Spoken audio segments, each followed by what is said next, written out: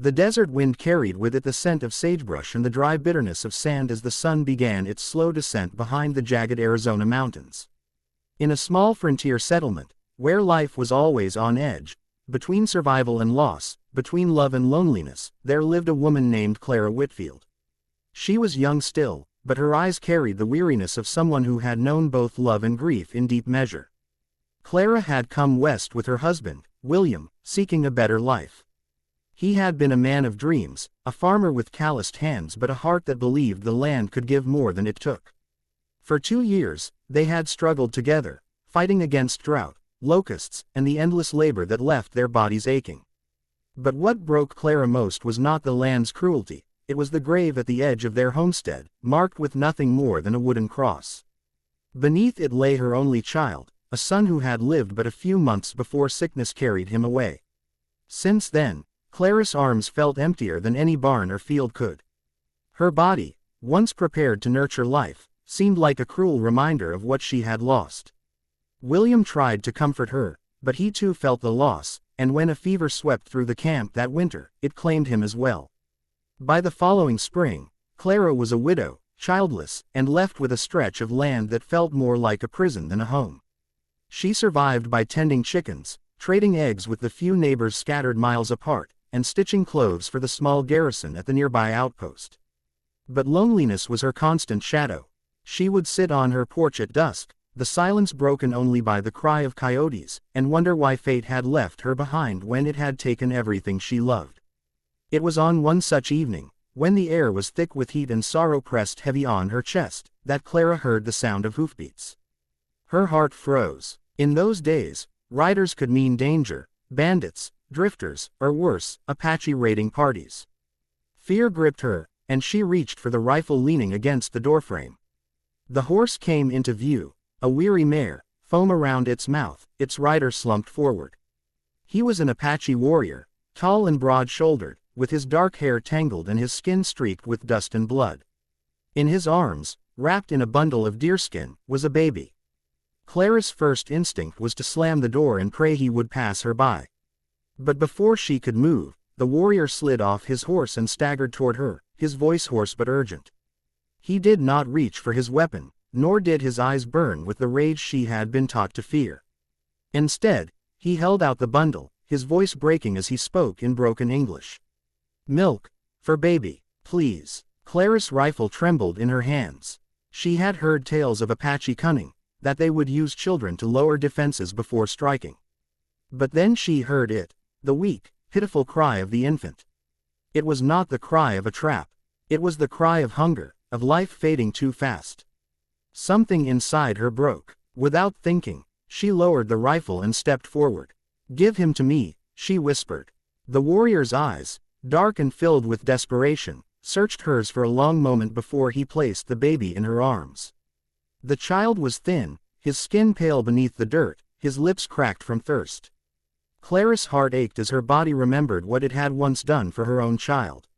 She looked up at the warrior, her voice trembling. "He needs more than milk.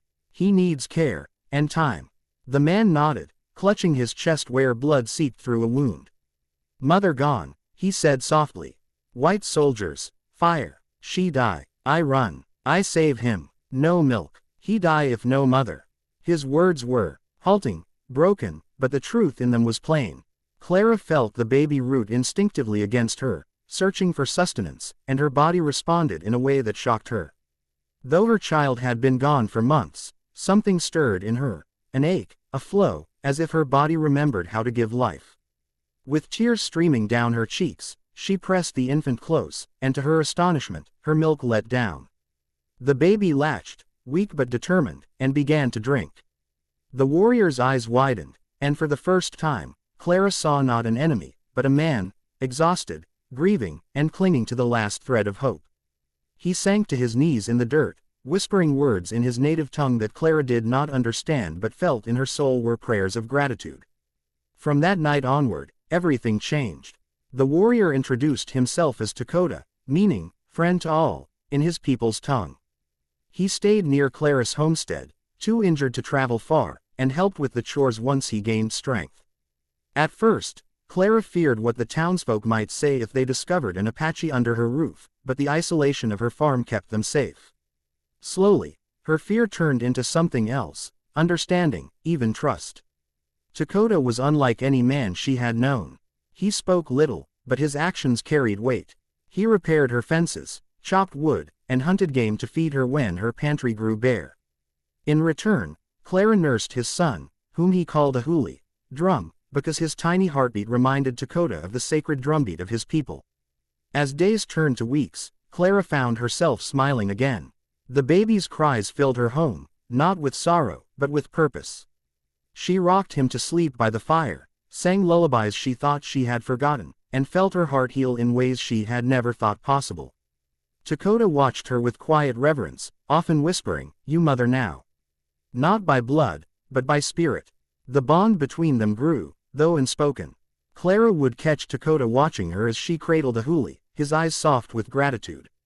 She would feel her cheeks warm when he brushed past her while carrying water or when his hand lingered just a moment too long as he passed her a tool.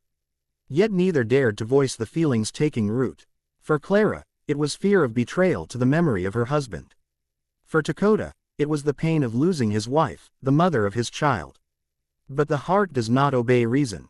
One evening, as the desert sky burned crimson, Clara stood on the porch holding a huli. Dakota approached, his face solemn.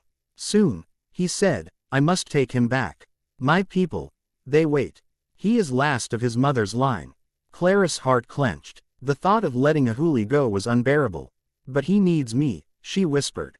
Dakota's gaze softened. "He need you. I need you. But my people, they will not understand."